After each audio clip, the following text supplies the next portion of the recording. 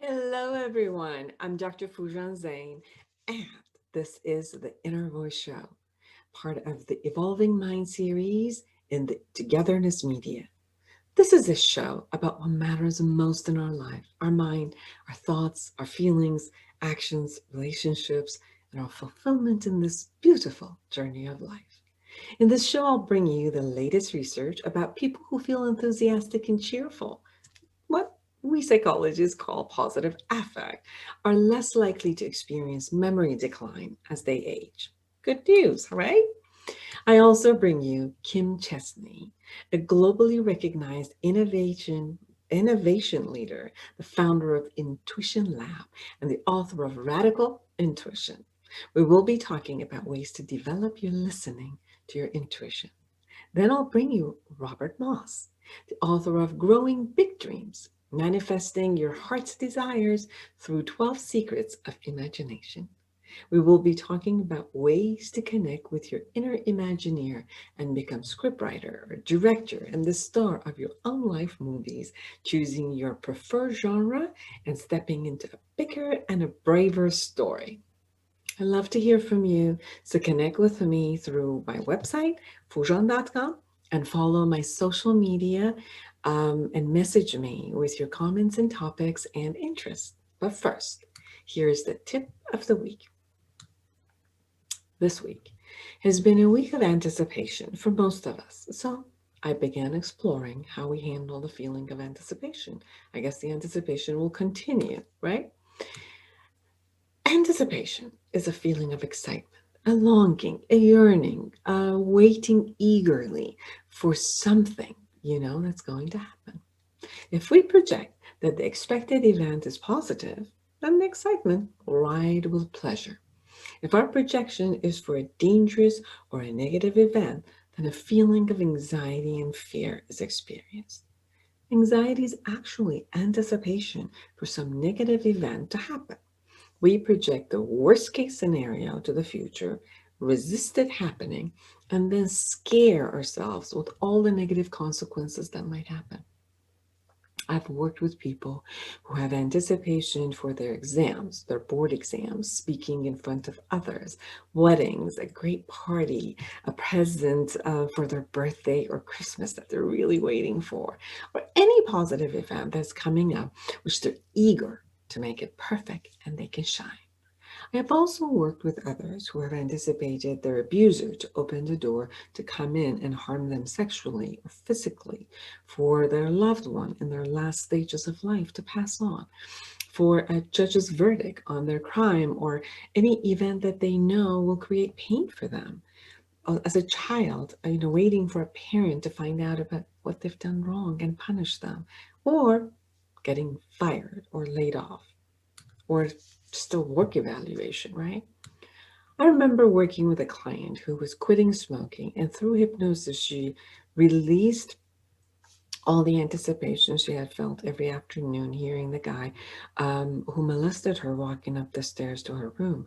She realized that she picked up a cigarette every time she felt that anticipation, and she actually did that to soothe herself, but the habit stayed, the anticipation stayed. As she healed the trauma, she was also able to let go of smoking easier. So, how can we handle our anticipation?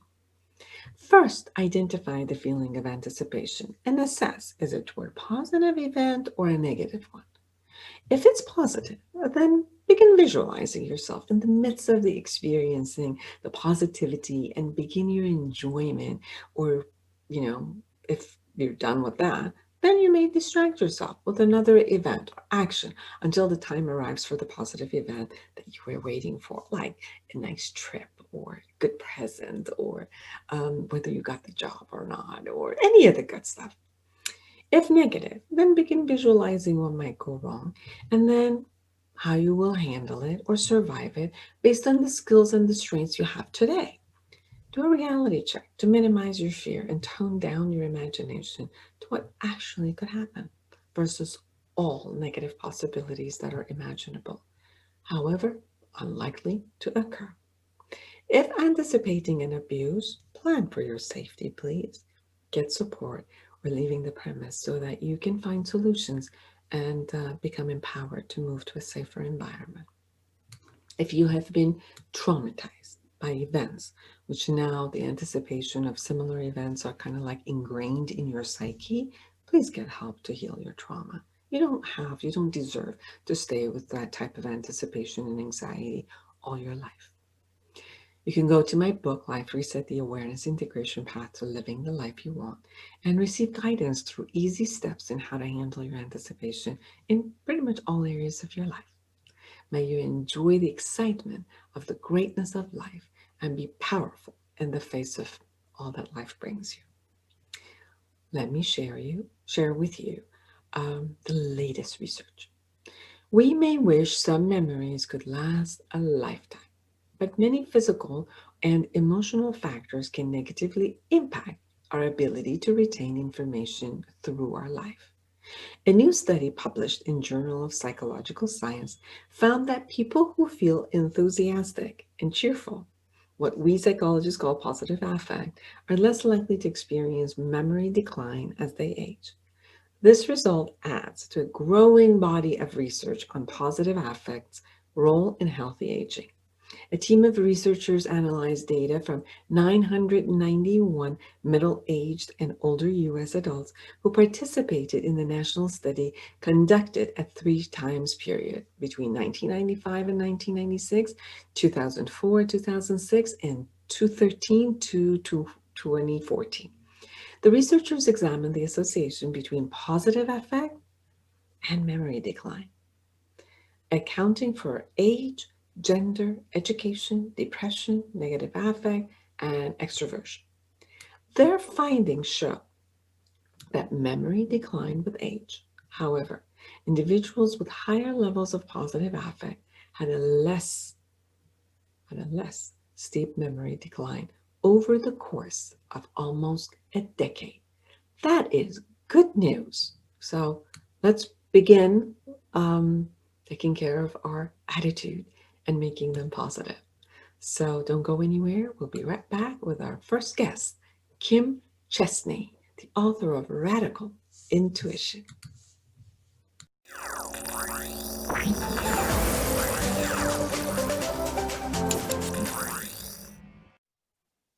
Well, welcome back, everyone. Again, I am here with Kim Chestney. She is the author of Radical Intuition, a globally recognized innovation leader and a founder of Intuition Lab. We'll talk about what an Intuition Lab is.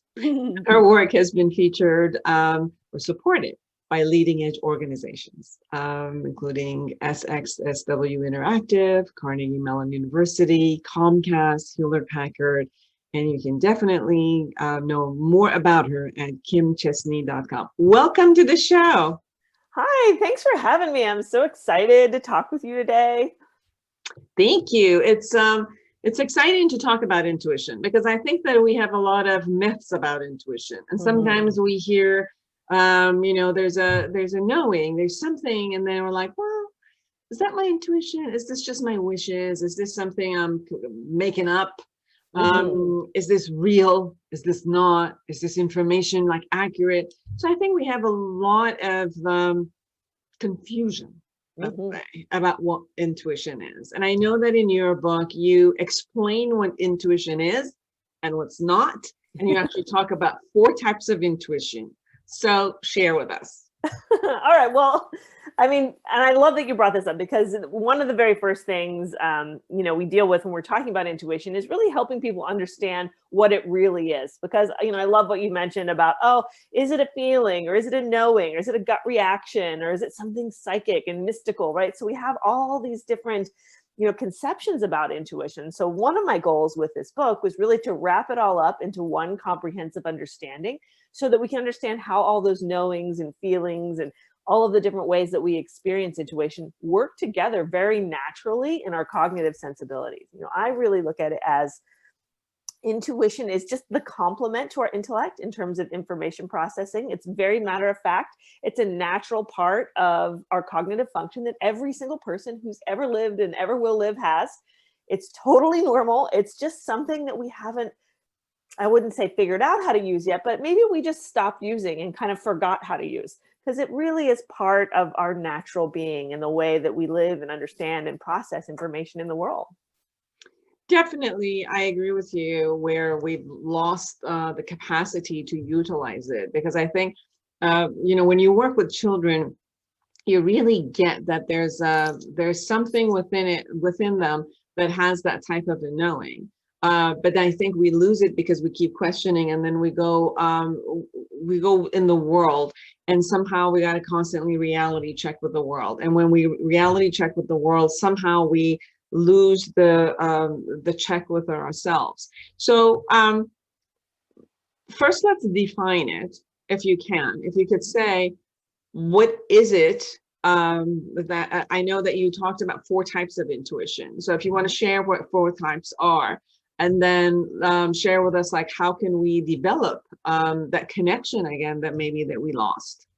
Right. Yeah. Great. So really, in the book, I talk about sort of an overarching definition of intuition being that intuition is an illuminating insight that comes to us in the form of a thought, a feeling, a physical sensation, or an experience that we simply receive, right? And the simply receive part is really important with intuition, because it's not like our intellectual learning where we have to go and get a PhD and figure it out and solve problems. Intuition is instantaneous. It's that flash of insight, that epiphany, that instant knowing, that instant feeling. So in a lot of ways, it's much easier to use our intuition because all we have to do is open up to receive it. And if we're open to it, bam, it just comes like that. So it's so much easier for us to connect with.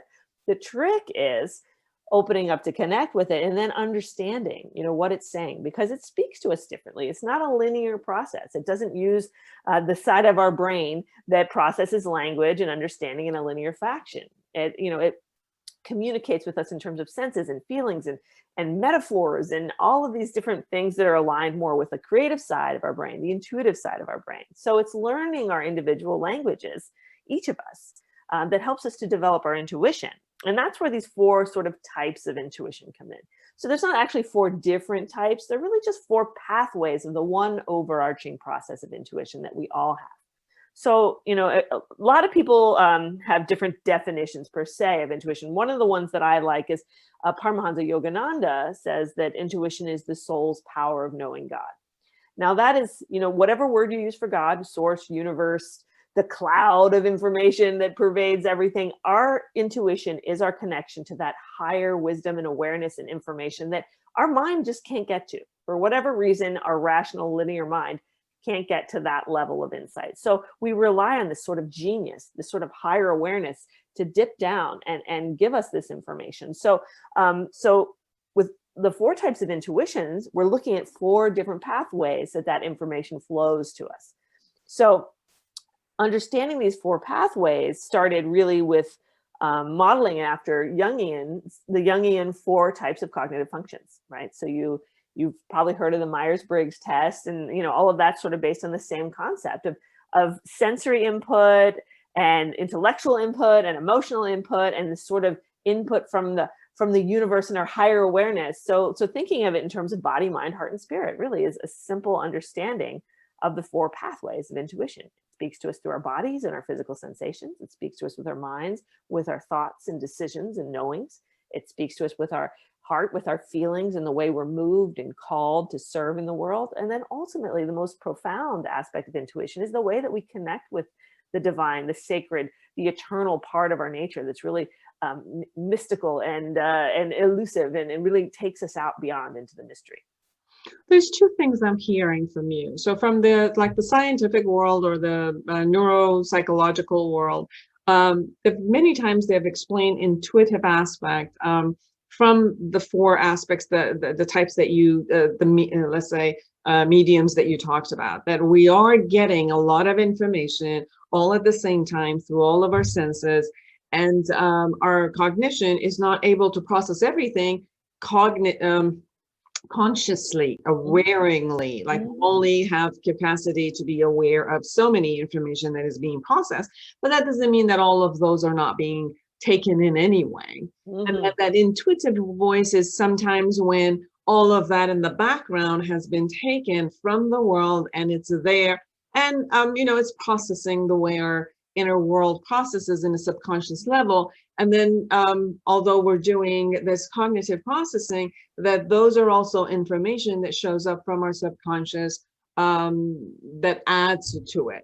And then, so I was kind of hearing that from you, but I was also hearing the additional piece, which is, it isn't just about the information I'm receiving from here, but it's also tapping to an information and a wisdom and a knowing that is beyond just us as a human being. Is that, did I get that right? Yeah, Okay. yeah.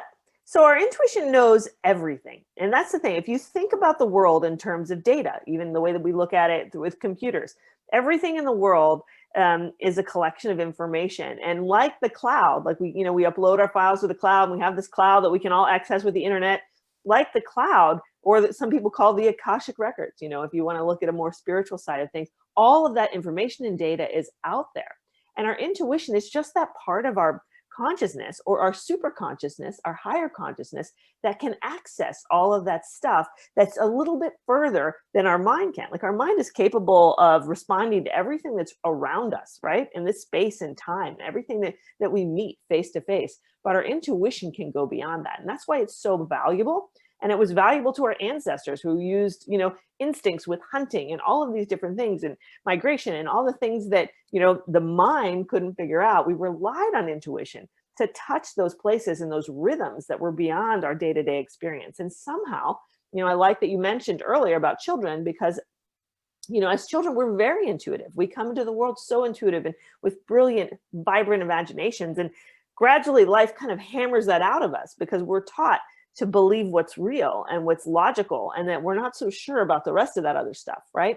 We sort of should have been going to school to develop our intuitive side too. We should have been developing both sides, but we've been over focused on the one side of our brain and this conscious sort of rational development of knowledge, when it would, imagine how smart we'd all be today if we had been developing both sides of our brains all along. Very much. So you also share about how to develop that part of us, which is listening back into it through mindfulness, through insightfulness, through shutting it down the world through the other senses, and kind of going within and listening and kind of getting reconnected from that part. Can you share some ways of having the ability to do that? Yeah. So, one of the things I first say with folks who are interested in reconnecting to that inner voice and that inner knowing is, to hear your intuition, you have to have some space between your thoughts. And that sounds easy, but today in our lifestyles, we're on our hamster wheels and we're running around. We got our phones. We're constantly doing, and caught up in our technology. And so as long as our minds are racing, our intuition has a very limited space to come through to us.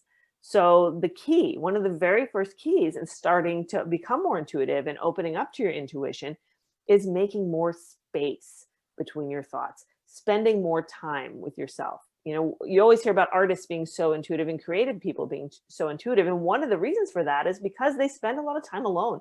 Most artists have to be alone to create. When you're working and you're writing songs or creating art or music or whatever you're doing, you're spending time with yourself, right? So getting into a habit of spending a little more time with yourself, whether it's going for a walk or taking a bath or, whatever self-care rituals that you have that kind of allow you to quiet your mind and open up that space.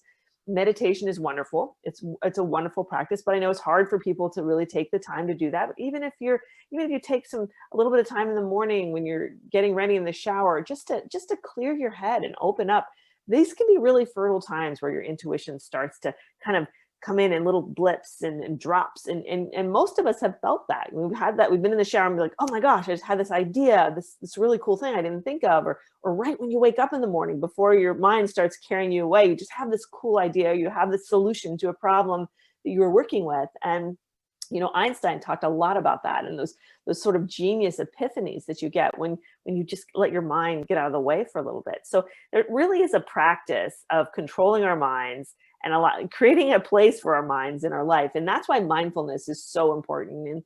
And the work from The Power of Now by Eckhart Tolle, and this whole process of being still and moving into the moment and in the quiet is really foundational for this culture of insightfulness, which I'm kind of shouting from the rooftops now. It's first we become mindful. Now it's time to start becoming insightful. It's open up to that space, and there in the stillness, your intuition speaks.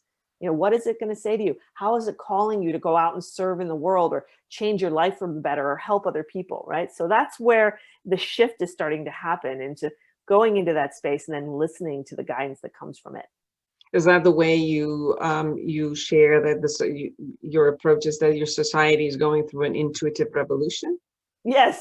So that's part of it, and really the revolution idea for me, and it's so funny because I've been talking about this for about 10 years. I've just had this idea of this intuition revolution that we're going through, and having the book coming out on election day and going through all this political stuff. It's been so timely, and it's been really strangely aligned with the work of this book, which really started from my journey in technology. So when I wrote my first book about, oh gosh, it was a little over 10 years ago, The Psychic Workshop, I really focused more on the spiritual side of intuition, right? That was sort of my pathway into it, really working with that spiritual understanding, and something that as an intuitive person, I was always drawn to. But then working in technology, I noticed something started to happen about 10 years ago. People started talking about intuition. Like, I got to work with some of the biggest technology companies in the world and some of the smartest, most genius people. And all of a sudden I hear them talking about intuition. And my mind's like, wow, finally my worlds are coming together. And that's when I started to realize it's not just, intuition made its debut maybe in the 60s and 70s. We really started talking about it. It really started to become popular as a source of personal transformation and development. And it got people's attention, but it wasn't finished. That was just the beginning, because now we're in this space where people are realizing that intuition's more than just personal development. It's about changing the world. It's about innovating. It's about creating new products. I mean, look at Steve Jobs. He was one of the biggest advocates for intuition, and he created one of the most important companies in this world. So it's that spirit of change and transformation and positive growth in our culture and our world that is really the outcome of this intuition revolution. So when you're talking about intuition, and just to come up with some practical tools for our audience, my own sense of intuition has been that when I am quiet down, there's a knowing that shows up for me. I'm not necessarily I'm a very visual person. Sometimes the knowing shows up in words, and sometimes it shows up in visions, like a visual context that I have. And it almost gives this feeling of it's the right thing for me, not that it's the right thing for others, but it's the right thing for me. And it's information where, such as, I ask a question of myself in what to do or make a decision, and then I'll just kind of let the question be. And it's almost like a response comes through me where it's okay, that's the right thing for me based on whatever it is that I'm asking for. So if you were going to define the experience of intuition, listening to it, grasping it, reconnecting with it, what would some types of experiences be like? So for our audience who are listening, so they know what we're talking about in a sense. Yeah, well, first of all, I love that you said that it is this unique experience just for you, because when you're reading the book, I'm sure you've seen that that's one of the cornerstones, is that all of us have different intuitions. And that's why you can't just go out and read a book on general intuition and make yours work, because your intuition speaks to you uniquely, right? And it'll talk to you in the language that you know based on your whole life experience. So getting to, first of all, understanding that is important. So, because people don't understand, well, why? I'll get a symbol and it'll be something from a memory of mine that'll remind me of something, but like, how is that anything? Because it's so personal to me. But that's just the magic of it, that your intuition will use and draw on all of your own experiences and symbolisms and understanding in your own life to convey these messages through you. And they can come in the form of a knowing. They can come in the form of a feeling. Like, sometimes you just know something and you don't know why. You meet someone and you just like don't have a good sense of them. You think, even though they check off all the boxes, they might be attractive or have a lot of money or have a good job, but then there's just a part of you that knows something's not right. So that's your spidey senses. All that stuff is your intuition, because remember, your intuition knows everything and knows everything about that person. And it may know that that person is not a good person for you to be around. It might take you a little time to figure it out rationally, but your intuition will go there first. So that old saying, first impressions never lie, is really important as we go through life, right? We can use it in a whole array of different things. So that's one way. That sort of first impression, that instant knowing, is something to really pay attention to when you start to work with your intuition and honor that, because you can save yourself in trouble if you listen to that. But the other thing is this idea of resonance. So we talk about, going with your gut and, following your truth and living your truth and your calling and all of these things that are associated with intuition. And this sort of comes down to this idea of resonance. So one of the ways that your intuition calls you forward and moves you to do things in your life is through feeling right. Like you said, it just feels right. And at the end of the day, we know that even though we might have a pros and cons list and go through all of the formulas to get the answer, we're going to do at the end of the day what feels right. And that's where intuition comes in, is saying, okay, this is alignment. So what feels right for us is what's going to be aligned with us, with our growth, with our positive evolution in life, right? And otherwise, if something feels more dissonant and we're forcing ourselves to do it, or we feel pressured to do it by other people or society, then we're going against our truth and we're not living our truth. And that's how we end up sort of not fulfilling our potential, or getting on the wrong path, or getting into those ruts where we get stuck. Because being stuck, I talk about that in the book, is actually a good thing, because it's like the universe's way of like stopping you from going down the wrong path. It's like, okay, you're stuck. It's time to back up and course correct. And no matter what happens, your intuition is always there to draw you back. You just have to listen to those resonant feelings to take you back on the right path. Many of us I've had a lot of experience, and I know that a lot of my clients have had the experience where, they go on dating, or they get an offer for a job, or they started with a business or something. And it seems like everything out there on a cognitive level, check marks. Yes, yes, yes. But then something inside says no. But because all the cognition one check marks, or there's a good deal of money in it, or they look at what's my benefit, they go in, and then suddenly something happens which it doesn't work out. And many of them like, I should have known from the beginning. I had this feeling, or this was a voice was nudging me from inside, like, don't do it. Yep. And I said, no, I'm going to go through it because these are all the benefits. And I did the pros and the cons, and it all looked like it was good on paper. And then it told me. So one of the things I actually do tell my clients, which is definitely write a pros and cons. Go through all of your cognitive, Yes. assessment that you need to do, reality check, almost everything that you need to do. And then, do a scan of it also with like, a gut feeling, and listen to yourself with all of that. Do I still, is my intuitive sense also says go for it, or says no? Because if it says no, that part of you should have as much value as the other parts also.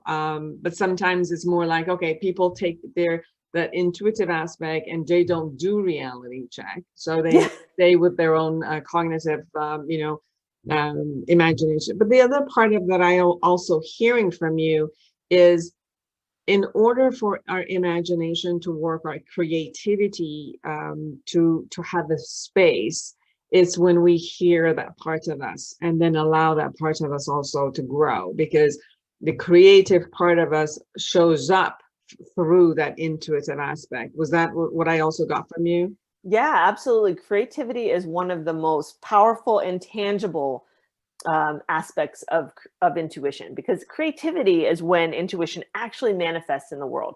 We create something, and that's all. You'll hear artists and poets or writers talk about, oh, those words just flowed right through me, or the art, the painting just came out of me, right? Sometimes even when I wrote the book, I'd write whole chapters and I like totally forgot what I wrote, because I was just like it was just writing itself, so that's really a flow process, that this intuition comes out through creativity. So it's so powerful, and it's so important to honor that.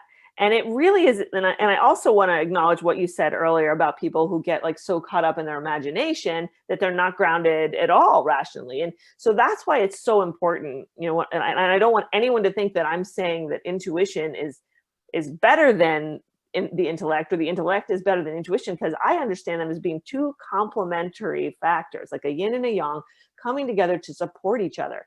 Right. So we have to be grounded with our intuition. We don't want to go into la la land and make stuff up. I mean, you can do that. I've had students do that. Right. So there's a real important part that, balancing these two energies and working together is so important into having actual positive results. Right. But at the same time, we can't shut off that light, right, which is on the intellectual mind, when we don't let that creative flow happen. Kim, can you, 1 minute only, can you tell us something that we should have talked about, but we haven't? So what is it that you want people to know? Well, I would just say that intuition is something that every single person has. And if you think you don't have intuition, then no matter where you are, you can start right where you are and take little steps to develop it. And it's something that's there waiting for each and every one of us to access. Beautiful. Kim Chestney, the author of Radical Intuition, and you can find her in kimchestney.com. I know you also have a free summit for everyone to join in about intuition. Can you share just a little bit about that? Yeah, on my website, intuition-revolution.com, we're featuring 20 insight leaders, game designers, Hollywood producers, not your usual suspects, talking about why intuition is so important for everybody and how we can all start to use it to live better lives. Beautiful. Thank you so much for being with us. And it was a joy to have you. Thank you so much. Take care. Take care.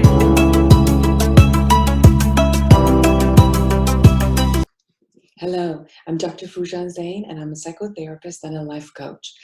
If you are experiencing anxiety, depression, loneliness, isolation, fear of what's going on with all that's going on in the globe with the coronavirus, what's going to happen to you if you've lost your job and you have a lot of anxiety and you don't know what's going to happen to you and your family, if your kids are at home and you're not used to it and you have no idea how to handle them, if you're working from home and all the structures have changed and you don't really know how to concentrate and restructure and motivate yourself, I'm here for you.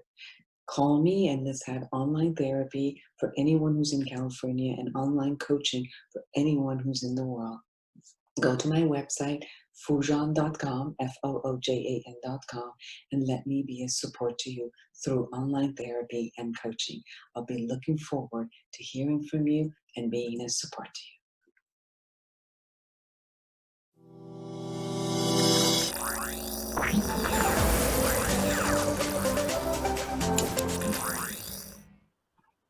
Well, welcome back, everyone. I'm Dr. Foojan Zeine, and I am excited to have Robert Moss with us. He's a cartographer of inner space, equally at home in Jung's psychology and shamanic journey. And the compelling stories, playful activities, and wild games he provides us with and designs to lead us to manifest a life of creative joy and abundance. And you'll learn to connect with your inner Imagineer and become a scriptwriter, a director, the star of your own life movies, and choosing your own preferred genre and stepping into a bigger and a braver story. Welcome. And he is the author of Growing Big Dreams, Manifesting Your Heart's Desires Through 12 Secrets of the Imagination. Welcome to the show. Thank you, Foojan. Nice to be dreaming with you. And hey, I want to sign up for everything you just talked about. I mean, it sounds great to me. It sounds juicy, sounds full of possibility. I want to be able to go to a dream cinema, an inner cinema, anytime that I like and be entertained and refreshed. and learn that I can become the scriptwriter and director and star of my own life movies. I really want to do that. I want to learn how to go to real places in non-ordinary reality for healing and guidance and communication with wise teachers and ancestors, and have a lot of fun and romance, and do that without leaving home, to travel without leaving home. I want all of that too. So this guy sounds as if he might have something to offer us. I'm positive. Now, first of all, let's define. Are we talking about the dream as dream while we're actually sleeping, or are we talking about the dream as daydreaming, or both? We're talking about that and a lot more. We're talking about waking up. Dreaming is waking up. People think that dreaming is about what happens during sleep. Well, it might be. I have great respect for the gifts of spontaneous sleep dreams, the ones we don't ask for and may not want. I mean, they're a voice of conscience. They restore our inner compass. They introduce us to inner teachers. They show us sides of ourselves, including the Jungian shadow we might have been trying to avoid. They show us the future. They show us things across space and time, all of that. But dreaming is not only about what happens during sleep. In ancient Egypt, where they did a lot of dreaming, the word for dream we transliterate as reswt, R-S-W-T. It means literally an awakening. And in hieroglyphs, it's shown with the determinative at the end of the hieroglyphs of a wide open eye. So in the Egyptian mind, it's understood that in dreams you might wake up. It might start in sleep, or it might start in some other way. So I teach modes of dreaming across a broad spectrum. I teach people to work and play with their sleep dreams. I teach people to spend more time and attention on what goes on in that drifty, liminal threshold space between sleep and awake, the hypnagogic zone, which is a very creative, very intuitive, very psychic region where contact with inner and transpersonal teachers is easy. I don't discount reverie or daydream. I mean, it can be interesting. I teach people to journey in the way of the shaman, with or without the shamanic drumming, to make a conscious journey to an interesting place in non-ordinary reality. I teach what I call horizontal meditation and walking meditation, when you go around in this world with your eyes wide open, all your senses open, picking up signs and symbols from the dream of life around you. So dreaming isn't just this or that. As I teach it and practice, it's the whole way of being in the world, and not only in one world, but in many worlds at the same time. Robert, I had this amazing experience a couple of weeks ago where I went to a teacher who her name is Sue Callahan, and I laid down, and she gave me the rattle, and we called on the spirit, and then with the drumming of the shamans, and I had some epiphany. It was just an amazing experience where I had this experience of these images coming, as I was going to different types of images, and listening and hearing these words of wisdom that were coming to me, and sharing with me in how to take care of myself, how to be, go with my aspirations, how to not meddle in things that have nothing to do with me, and really focus in what I needed to do. So it was 1 hour of what you call horizontal meditation, with a lot of different imageries that were profound, and a lot of emotional release that came with it.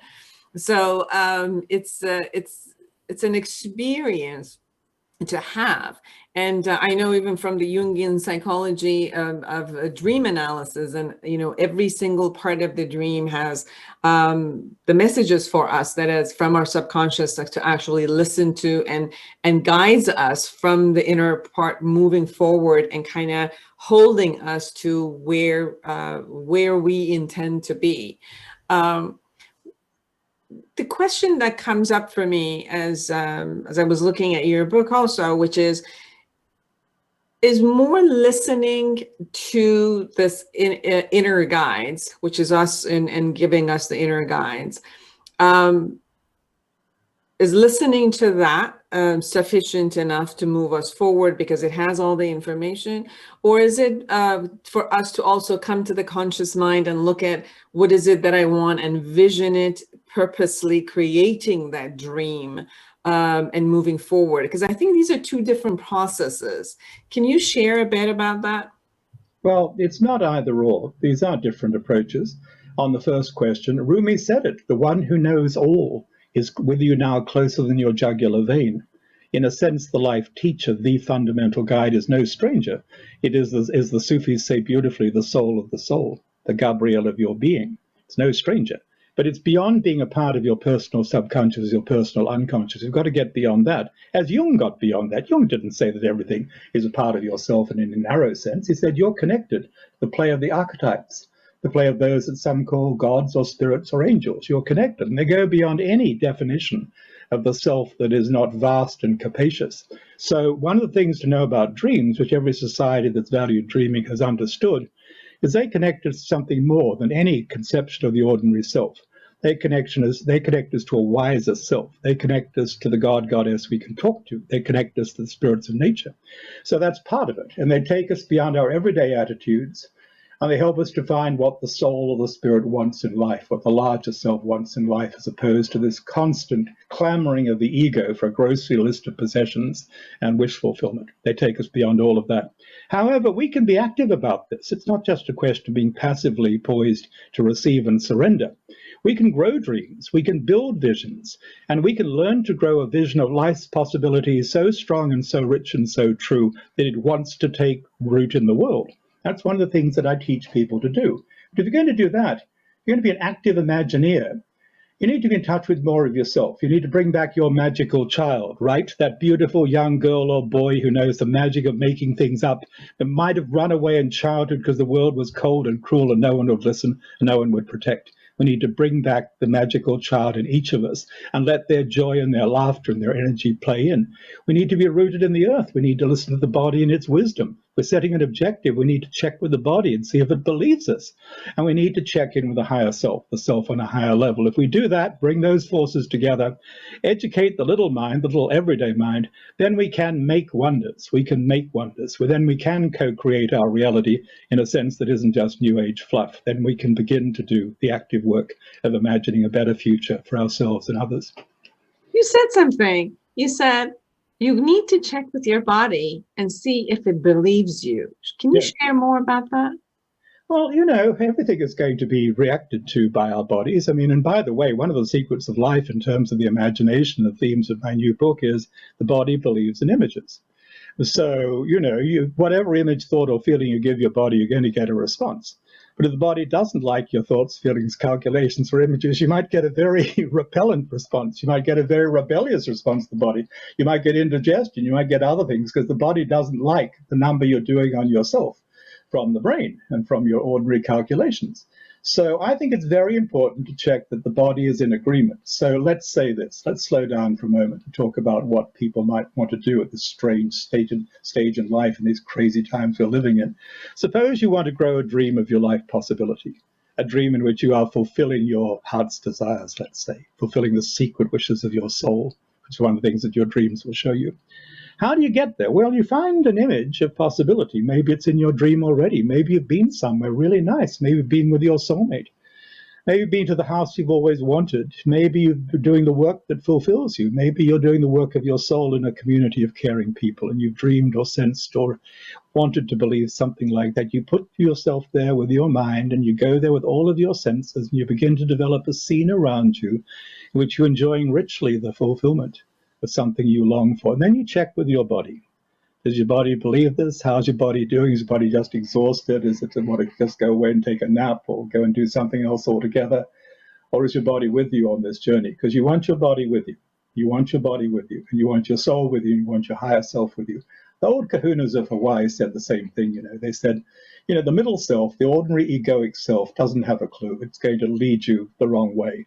To get something done in terms of vision, living the visionary life, fulfilling the vision, you've got to bring in the wisdom of the lower self, the body self, the somatic self, and join it to the knowledge of the Amakur, the high ancestral self. When they come together and educate the ordinary mind, you can do magic. You can do real magic. And I think that's basically correct. So the first step is to begin creating a vision in your mind, or listen to the visions and the pictures that are out, that are coming from inside of you when you're looking at the idea. Some people, Robert, have an idea about what their life fulfillment looks like, and they have some visions of that are actual, that are that can be manifested. I talk to a lot of other people who like, I just don't like where I am, but I have no idea what it looks like when I am satisfied and fulfilled. I know there's something missing. I just don't know what it is. So for people who don't know what it is, how do you create the dream of their life? Well, this is why the dreaming and the dream work is so crucial, Foojan. It's absolutely crucial. Let me tell you a personal story. I was a New York Times best-selling thriller writer back in the 80s, making pots of money, stretch limousines, Dom Perignon, whether I wanted it or not, and I was not happy. I knew I needed to do something else, even though I'm living what looks like a dream to other people. I'm inside it, I'm not happy. So, but like other courageous white men who are making a lot of money, I think I'll serve the purpose of the soul and I've collected another big check and put it in the bank, right? So I'm trying to write a book I don't believe in. It's got a Russian theme. It's a Russian thriller. I ask for guidance. This is going to be a direct response to your question. Just wait for a second. And I have my dream. And in my dream, I'm entering a sort of really fancy banquet restaurant in Manhattan, Upper East Side kind of thing. And everything's so beautiful. It's not silverware, it's goldware, and it's best porcelain laid out for hundreds, all in my honor, champagne. And the maitre d' is shaking with fear. And I say, "What's the matter with you?" He says, "Mr. Moss, there's a problem in the kitchen." "What is it? What is it?" He says, "The master chef does not like your menu. He's threatening to walk out. He will not cook to your menu." And I wake up understanding if I insist on the agenda of my ego, which wants to put the next check in the bank, following that plan, my creative self, my master chef, will not be on the scene. So I tore up the contract. I abandoned that project and did other things, made less money, was a lot less happy. Okay, that's an example of asking for help, of what is called dream incubation. You set an intention for your dream and you get it. You might not like it, but it might be exactly what you need. With or without intention, your dreams are going to show you what I learned from indigenous Native American tradition to call the secret wishes of your soul. Show you what on a depth level your soul, your spirit, your greater self wants in your life. So you don't have to try and figure all this out on the level of the everyday mind. You have other sources to draw upon. And you know what? In this time, in this crazy time, we're in this lockdown time, many more people are listening to their dreams, in this sense, the night dreams, that have done so in the past. Many more people are willing, you know this too, many more people are willing to talk about them in the past. They need effective ways of talking and sharing and being guided towards action. I've invented one of those ways. It's a very simple 4-step process for sharing dreams or life stories and getting non-intrusive feedback and being guided to action. Because your dreams, in this sense, are going to tell you. You don't need to worry so much about it. Just put yourself in a place where your bigger story can find you. That's an Aboriginal saying from my native Australia, Foojan. The Aborigines say, the big stories are hunting the right people to tell them or to live them. Like predators in the bush, like sharks in the water, your bigger story is looking for you. All you have to do is put yourself in a place where you're easy to find. When your big story grabs you, all these little questions fall away. You have the courage and the sense of the deeper drama, the mythic life that will actually get you through the ups and downs of everyday existence. So how do you put yourself in a position to be found? Well, first of all, pay attention to your dreams. You've been going through a dream drought. You're not alone. Don't beat yourself up. Don't say, I can't do this or I don't believe in it. Many people in our culture have been going through a dream drought for decades, because we haven't encouraged the sharing or the acting on dreams. It hasn't been part of our daily practice. We haven't made time or room for it. Do this. Give yourself the idea you'll remember something tonight. You can set an intention or not. Be ready to write something down. If you're awake in the middle of the night, lie in horizontal meditation. Just spend a little time in bed. You ran to the bathroom, fine. Spend a little time in bed just lying there. See what images come and go. You're talking about your hour of all sorts of impressions and, communications coming through and someone's rattling with you. Well, this could happen any night in that threshold state between sleep and awake, which is a very creative space. At the end of the night, whether you have anything or not, write something in your journal. If you haven't been keeping a journal, start one. Write something down every day, just a feeling, just a passing impression, maybe something in the street, maybe a snatch of conversation you hear outside your apartment or your house when you first go outside in the world. Start keeping a journal with bits and pieces from the night, with bits and pieces from the day. And as you do that, you know what? Your dream producers, who I think are a caste of people who actually exist, dream producers will perk up and they'll look at you and say, well, maybe we should give this person something really good because they're listening. They're ready to record. They're ready to receive. That's one of the ways you do it. Another way you do it is go out into the world. Maybe you can't travel the way you used to, but you've got a theme on your mind. You've got a question on which you'd like guidance. You put that theme in your mind, maybe. You step out in the world and you accept the first unusual, unexpected thing that pops up in the world around you as a message, an oracle from the world around you. It comes to you like a dream symbol, so you let it speak to you that way. Those are very simple ways of starting. Anybody can do this. This is the beauty of it. You don't get really good at it without practice, but you've got a place to start anytime you choose. Absolutely. I remember when I was taking a couple of courses about dreams. I do a lot of the dreams from the Gestalt. I learned the Jungian, but mostly from the Gestalt perspective.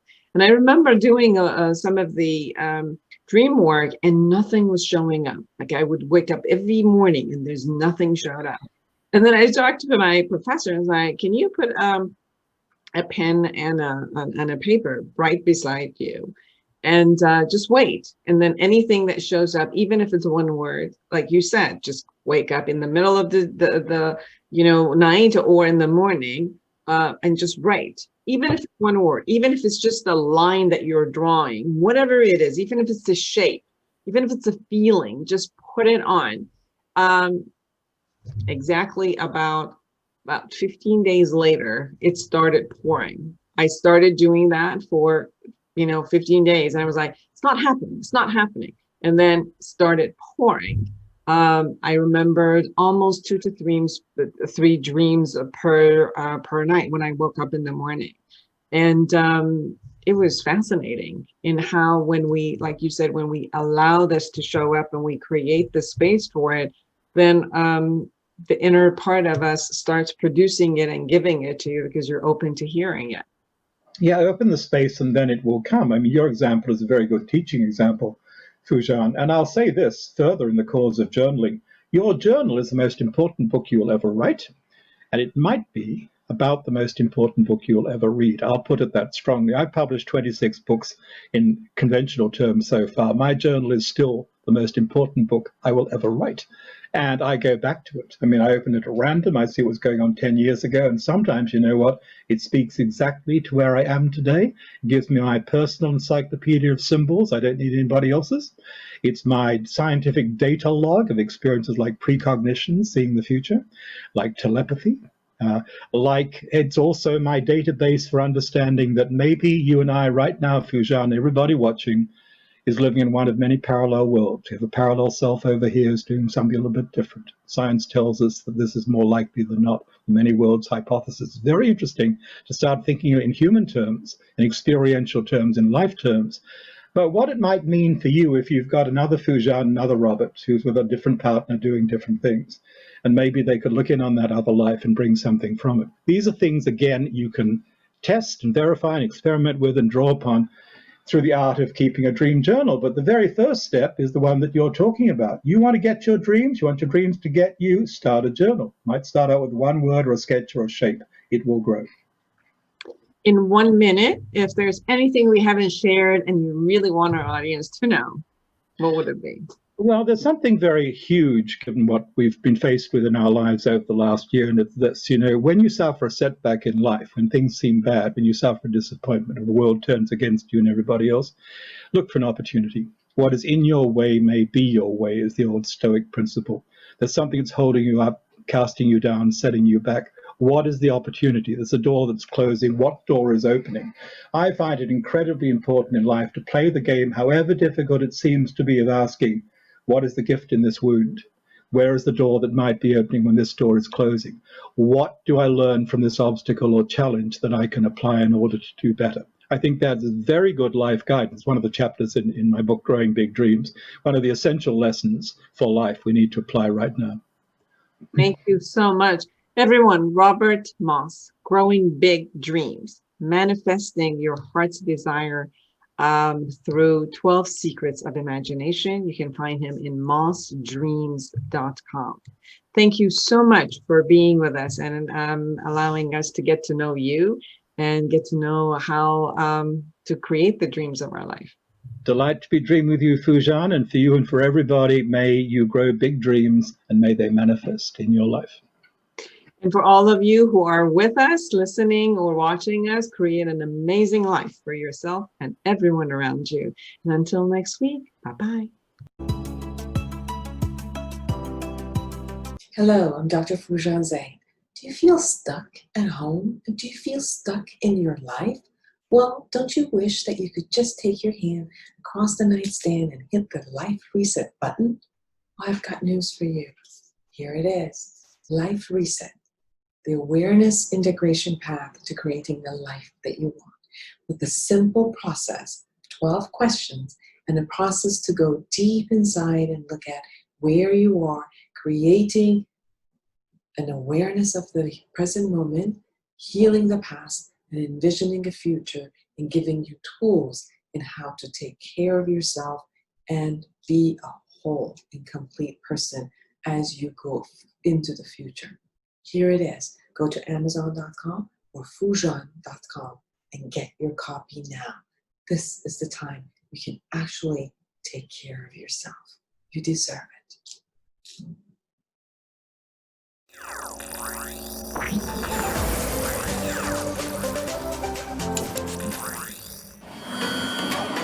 Togetherness Media.